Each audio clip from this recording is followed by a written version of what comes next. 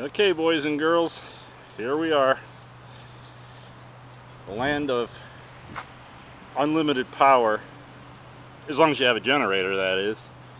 Oh, here comes this. No, this isn't a supervisor. I was going to say that's a mason that was working on the house next door. I apologize, Mr. Mason, because this morning we have had no less than 8 trucks come up and down my street looking at the same power lines. I guess that's what they call assessment. Yeah, it's assessment to make sure that the power lines are still there, apparently, because they don't seem to be doing anything with them except driving up and down underneath them. Oh, they did actually throw a switch down here on the pole on the corner. I don't know why. They have another relay that cuts the power out completely to this area, but he was up there with his ancient pole technology and he yanked the switch down, and then that took about 10 minutes, and then he got back up about 2 hours later and pushed the switch back up, which I thought was a hopeful sign, only it turns out that that had nothing to do with restoring power to this area. So I don't know what the hell he was doing, but actually he was from Oklahoma, and I don't think he really knew what he was doing either. No offense to anybody in Oklahoma, but this guy, I talked to him, and I don't know what to say. Oh, he's a chain smoker, let's put it that way. And outside of that, I didn't get much information. Him and his buddy were sitting in the truck, and they've been doing the same thing for the last 3 hours, driving up and down the streets, looking at the same wires. There's finally another guy from Oklahoma I talked to about 20 minutes ago, and he actually gave me some information. Nice kid. And he says, we've got a couple of transformers that are blown out, and they're further down the road, where there's a convoy of about 30 trucks at the moment trying to do something. Wave, you're on candid camera.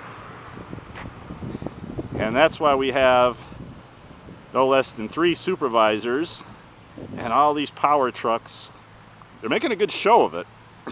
However, when I asked them whether that meant we were going to get power today, they were pretty unclear. We're going to try. I don't know how long it takes to replace a transformer, but I'm going to say 4 hours. And they have 2 transformers to replace, and there's like 12 trucks in the neighborhood driving up and down streets. So I would have thought that that would mean 4 hours from now we might actually have 2 transformers installed, and all they had to do was then, I don't know if you can see from here, but that particular pole has a relay. It's got a switch which is apparently controlled remotely. I don't think they have to climb the pole anymore and manually operate that switch.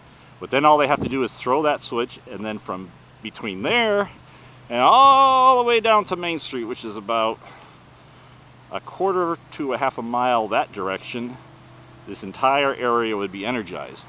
That's my understanding. But so far, seems like they're doing a lot of talking and not a lot of walking, so I don't know.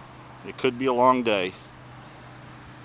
Of course, that makes it day number 5 without power.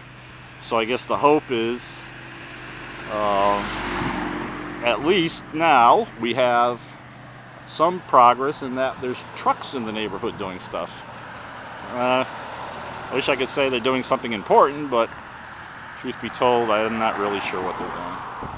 Oh, they did take a branch off the wires there. There was a branch that was literally 4 feet long with a fork in it. It was hanging off the wire, and they used a cherry picker to do that. That took, that only took about 8 minutes, because I actually watched them. I was wondering what the heck they were doing, because I could have